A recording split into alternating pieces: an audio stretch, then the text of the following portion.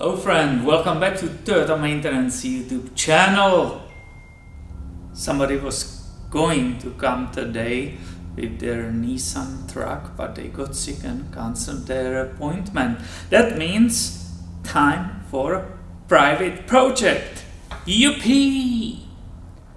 The moment I bought this 2005 Sequoia, I knew I will have to redo the hazy headlights, right? And it's even now more important, right? The days are so short in the winter. We are driving in the dark all the time. So it will be good if they will be cleaned up. In the past I used few different systems for headlight restoration, but at the end I stick with this one. This one works for me the best. And before you start washing off everything and introducing water, it's always good to put some masking tape. And that should be enough for me.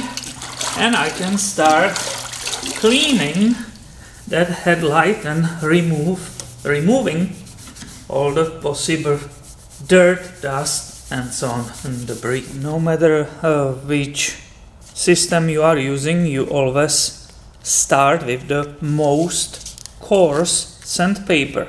This system says this is P500.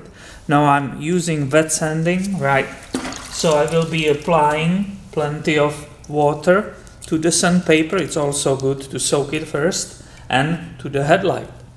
And this is the beginning, right? I have it on my drill. And I start removing that yellow surface of the headlight. As I said, frequently use the water, right? Because that lubricates the paper and the headlight, and you will have a great success with that. I'm using very light pressure, right? You are letting that sandpaper to work.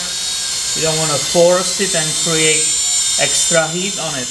And using the sponge, wiping off those shavings and evaluating the progress of the sanding.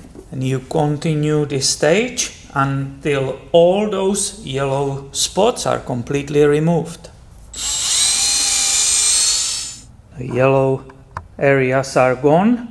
In this stage, the lens should be kind of frosty, right? The gloss, it's gone, and the yellow stuff, it's also gone. This is perfect. I can move on the next step. And I will continue sanding, but this is finer sandpaper.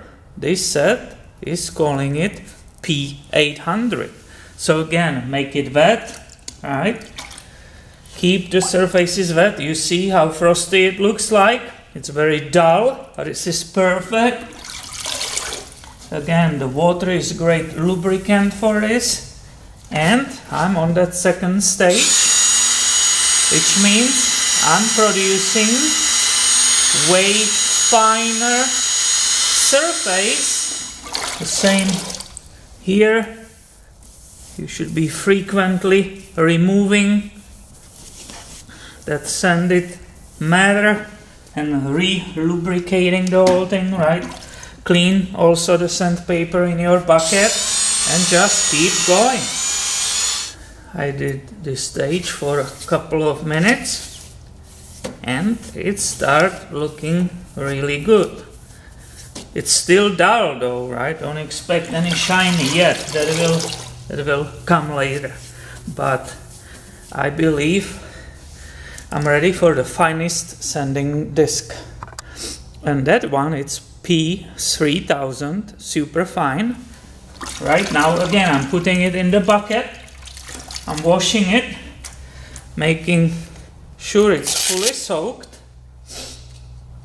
And that will be the one I will be using.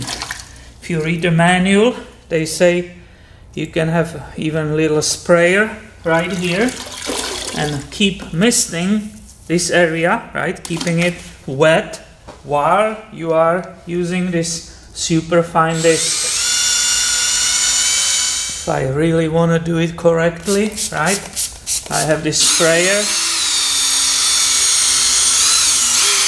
and do that frequent watering, which means the lubrication, and I can really see the lens is changing right now. It's slightly becoming more clear. Now I will wipe it clean again, but I keep it wet, right? There's no need to dry it completely. And I will be coming on the stage of compounding, or let's say polishing of this lens. And the part of this set is this nice pad again, right, which I will attach. And there was a rubbing compound, but that's all gone because I keep reusing this set on another car. So I have this Meguiar's mirror glaze number 3 machine glaze, and this is what I will use right now. So this orange pad, right, will be attached again to this. That's easy. And I will put a little bit of this on the disc. It's plugged. So I will apply it directly on it, just a little bit of it. If you want to reduce the splatter all over, you first rub it on the lens, right? And then you start using this pad. And this is finally the polishing stage. As I said, the water is not a problem because it helps to lubricate the whole process. Still the same, you don't push hard on it, just very light. And I will frequently need to put, right, the little spot, that machine glaze, and again I will rub it on and continue with that polishing. When you feel that that haze is gone and the clarity of the lens is showing up, you can grab your microfiber towel and see what you have achieved on your lens. This is absolutely incredible improvement over what I have on the other lens. Hopefully the camera will be able to show that significant improvement over the previous shape and over the other lens.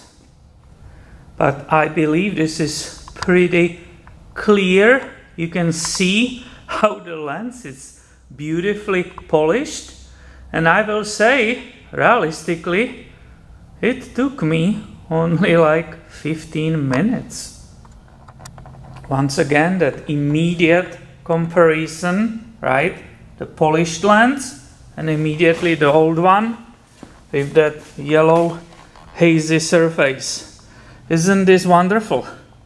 I love that. There's no comparison between these two.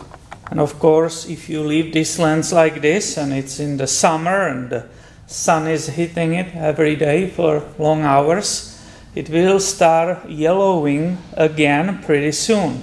So 3M clearly states you have to apply protective surface using this Auto Advanced Synthetic Wax Protectant. Anytime before using these things, you really have to vigorously shake it, right? Because it was sitting for a couple of months, so you need to perfectly mix it. And because all these things are different, I highly recommend to you that you keep the one applicator, right, connected to this bottle, that you are not mixing it with another product. I will again use very small amount of it, right, because I'm just basically protecting the surface of the lens here, so you can see that, right? And I will nicely rub it in that material, in that plastic material, right? And the manual on the back will actually say, don't even let it haze, right? Don't leave it dry, this product. Use the microfiber towel to give it that final polish. So I clean all the debris around, close the hood to give you that perfect view, how it looks normally on the car. This is the brand new clean lens, right? And its beauty, let's compare it with the old one. And here is the one which is still waiting to be done. Seeing these improvements, I will say it's totally worth it. Even if you will spend 1 hour, right, doing both sides, including prep and then clean up after that, totally worth it. It's about the safety. This headlight and the other one a little bit later will be working way better in the night when I will be driving home. I hope you enjoyed this video. If you did, give it please thumb up and make sure you are subscribed. I have way more coming your way soon. Thanks for watching and have a great day, my friend.